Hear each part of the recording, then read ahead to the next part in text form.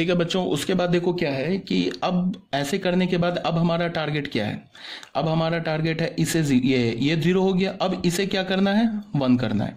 तो ये 1 कैसे होगा, ये 1 होने के लिए -2/5 से थर्ड कॉलम को हमने C3 को क्या किया, -2/5 C3 कर दिया।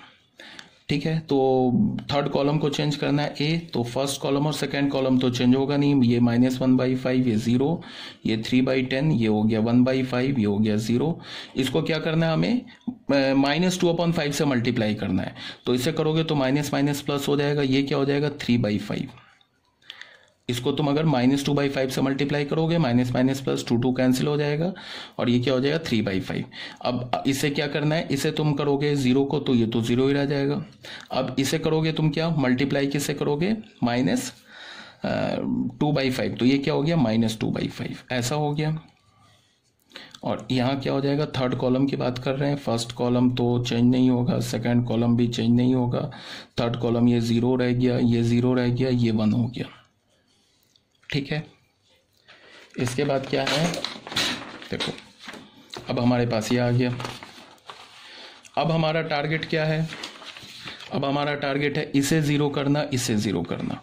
तो ये 0 कैसे होगा, ये 0 होगा कि C1 को हमने चेंज किया, क्या किया, C1 - C3, इसी से हो जाएगा ना, ये भी 0 ये भी 0, तो C1 - C3, तो ये 0 हो जाएगा। अब फिर हमने C2 को चेंज किया, क्या किया, C2 - 1/2 C3, इसको 1/2 से मल्टीप्लाई करके सब्ट्रैक्ट करेंगे तो ये 0 हो जाएगा। तो अब ये हमारा दो नेक्स्ट ट्रांसफॉर्मेशन हो गया, यहां भी अप्लाई करना होगा। ध्यान से देखो, ए मैट्रिक्स हमने लिखा, हमारा क्या हो रहा है, C1 और C2 चेंज हो रहा है।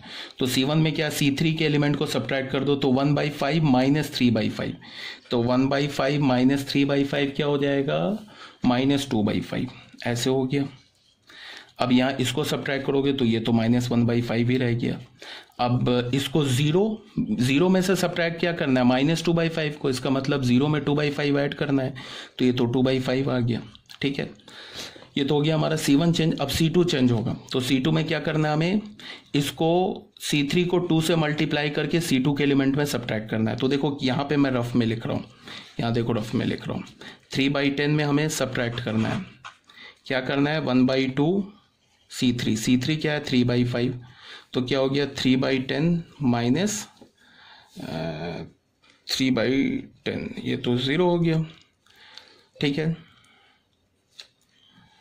तो ये तो 0 हो गया। अब अगर इसको 1/2 से मल्टीप्लाई किया या सब्ट्रैक्ट किया तो ये भी हमारा, ये तो 1/5 रह गया, इसको 1/2 से सब्ट्रैक्ट किया, मल्टीप्लाई किया तो 0 हो गया, सब्ट्रैक्ट किया तो ये 1/5 हो गया। अब इसे हमने क्या किया, 1/2 से मल्टीप्लाई किया, तो इसे 1/2 से मल्टीप्लाई करोगे तो -1/5 हो गया, ये -1/5 को यहाँ सब्ट्रैक्ट करोगे तो ये 1/5 हो गया। ठीक है, और ये हमारा 3/5 0 एंड -2/5 रह गया। ठीक है, और ये हमारा क्या बन गया, आइडेंटिटी मैट्रिक्स बन गया 1 0 0 0 1 0 0 0 1। ठीक है, अब ये देखो, ये हमारा बी मैट्रिक्स बन गया, ये तो रफ लिखा है ना मैंने, और ये हमारा आई बन गया। तो ए इनवर्स क्या हो गया, A inverse is equal to B, और बी किसके इक्वल है, -2/5 -1/5 2/5 0 1/5 1/5 3/5 0 -2/5। आई होप आंसर सेम आया होगा जो मैंने पहले क्वेश्चन सॉल्व किया है और अभी जो क्वेश्चन सॉल्व किया उसका आंसर सेम आया होगा। देख लेता हूँ एक बार, अभी जो रो ट्रांसफॉर्मेशन यूज किया है,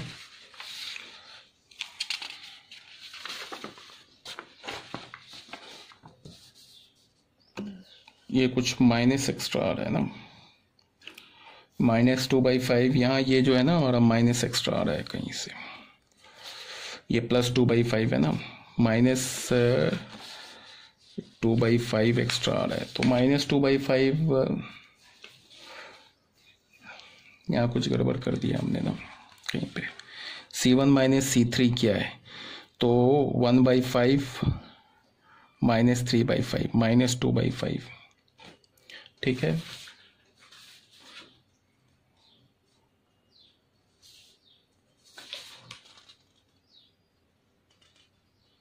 अच्छा, ये -2/5 ही है, ठीक है, आंसर सही आ रहा है ना। पहला भी जो हमने किया था -2/5, तो ये सही है, ये आंसर सेम है, रिजल्ट मैच कर रहा है, -2/5, ठीक है, ये -2/5 है यहाँ पे, ठीक है।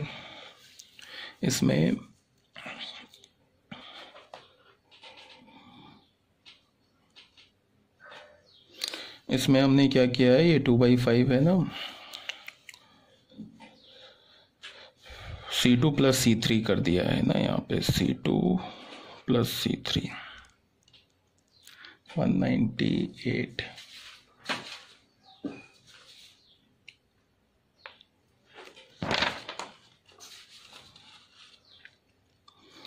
यहाँ पे हमारे पास आया है माइनस है ना, ये -1, C1 - C2, C1 - C2, 3/5 plus हो जाएगा 3/5 -1, 3/-1 + 3/5, -5 + 3 -2/5, यहाँ -2/5, ठीक है, सेम रिजल्ट आ रहा है, ये भी -2/5 है, -2/5, ठीक है। तो क्लियर हो गया यहाँ पे।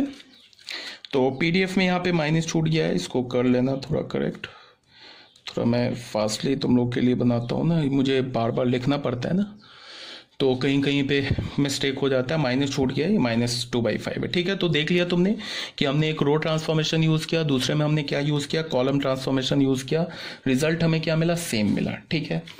अब कभी कभी क्या होता है, क्या होगा प्रॉब्लम, बता रहा हूँ तुम लोगों को। अब यहाँ क्वेश्चन नंबर 14 देखो, अब क्वेश्चन नंबर 14 में क्या बोल रहा है, using elementary row column transformations find the inverse of matrix से, इस मैट्रिक्स का इनवर्स निकालो। चलो मैं निकाल के दिखा रहा हूं। हमारे पास मैट्रिक्स क्या है, ए मैट्रिक्स 2 4 1 2, क्या बोल रहा है, रो कॉलम ट्रांसफॉर्मेशन से इसका इनवर्स निकालो। तो अब मैंने क्या किया कि रो ट्रांसफॉर्मेशन यूज किया, रो ट्रांसफॉर्मेशन यूज किया। तो रो ट्रांसफॉर्मेशन के लिए क्या लिखेंगे, आई ए = ए, आई क्या हमारे पास 2/2 ऑर्डर का 1 0 0 1, ए लिख दिया, ए यहाँ पे क्या है हमारे पास 2 1 4 2, ऐसे लिख लिया, ठीक है। अब हमारा टारगेट क्या है, इसे 1 बनाना, इसे 1 बनाना, रो ट्रांसफॉर्मेशन यूज करें, इसे 1 फिर इसे 0, फिर इसे 1 फिर इसे 0। तो इसे 1 कैसे बनाएंगे, तो हमने R1 को चेंज किया, क्या किया, 1/2 R1 कर दिया। तो यहां भी करेंगे, R1 को 2 से डिवाइड कर देंगे, तो ये हो गया 1/2, ये हो गया 0 0 1 a, और यहाँ हो जाएगा हमारा 2 से डिवाइड करेंगे तो 1, ये 1/2, ये 4 रह गया, ये 2 रह गया। अब मुझे इसे 0 बनाना है, तो इसके लिए क्या करेंगे, इसको 4 से मल्टीप्लाई करके यहाँ सब्ट्रैक्ट कर देंगे। तो किसको चेंज करेंगे, R2 को, क्या करेंगे, R2 - 4 R1, R2 - 4 R1। तो यही काम यहाँ भी करेंगे।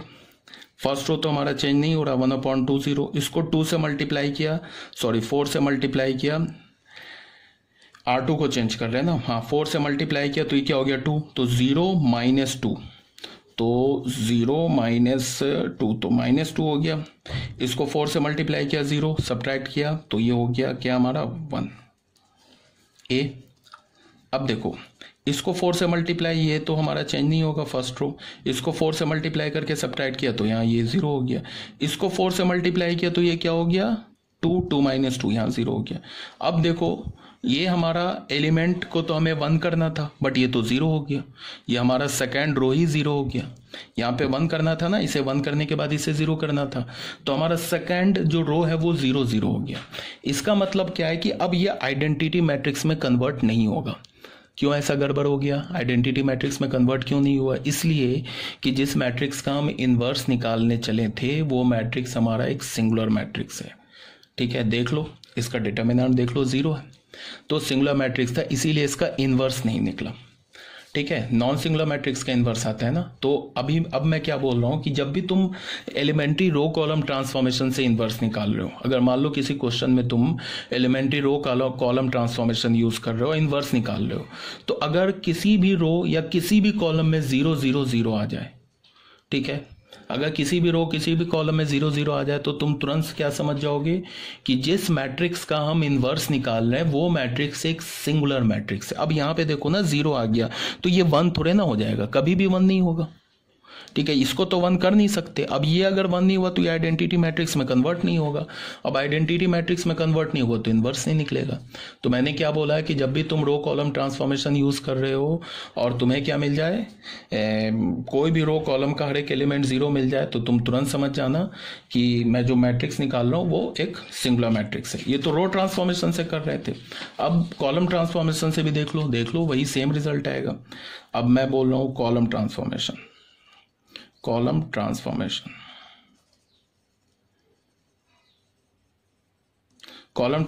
के लिए क्या लिखते हैं, ए आई इज इक्वल टू ए हमारा क्या है, ए रहने दिया, आई क्या हमारा 1 0 0 1 और ए क्या हमारा 2 4 1 2।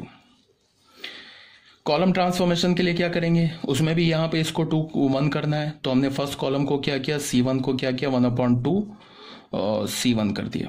तो यहाँ क्या करेंगे, 2 से इसको डिवाइड करेंगे तो ये हो जाएगा 1/2 0 0 1 और यहाँ 2 से डिवाइड करेंगे तो ये हो जाएगा 1, ये 2 से इसको डिवाइड करेंगे 2, ये हो जाएगा 1 2 2।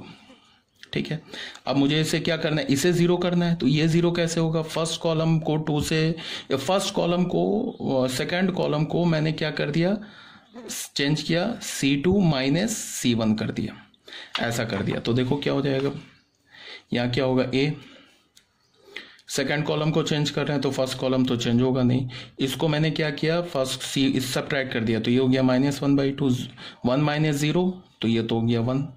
अब यहाँ सब्ट्रैक्ट करेंगे तो ये 1/2, सेकंड कॉलम चेंज होगा 0 0, देखो अभी सेकंड कॉलम 0 हो गया। तो सेकंड कॉलम 0 होने का क्या मतलब है कि जिस मैट्रिक्स का हम इनवर्स निकाल रहे हैं वो हमारा एक सिंगुलर मैट्रिक्स है। ठीक है, ये हमारा क्वेश्चन नंबर 14 भी आई होप क्लियर है ये।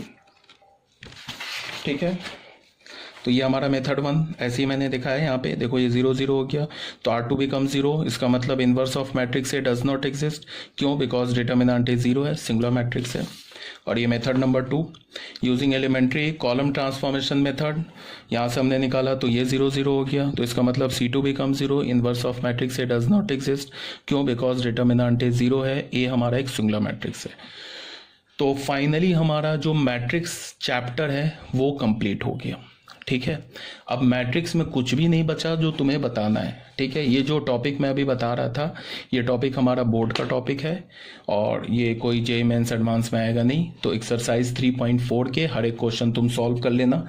मैंने एक 2x2 ऑर्डर का भी रो कॉलम ट्रांसफॉर्मेशन दोनों से निकाल के दिखा दिया कैसे निकलता है इनवर्स, 3x3 ऑर्डर का भी दिखा दिया इनवर्स कैसे निकलता है, रो से भी निकाल के दिखा दिया, कॉलम से भी दिखा दिया, और फिर ये भी बता दिया कि अगर तुम रो कॉलम ट्रांसफॉर्मेशन से इनवर्स निकाल रहे हो, कोई भी रो कोई भी कॉलम 0 0 हो जाए, हर एक एलिमेंट 0 आ जाए, इसका मतलब है कि जिस मैट्रिक्स का तुम इनवर्स निकाल रहे हो वो हमारा एक सिंगुलर मैट्रिक्स है, पहली बात।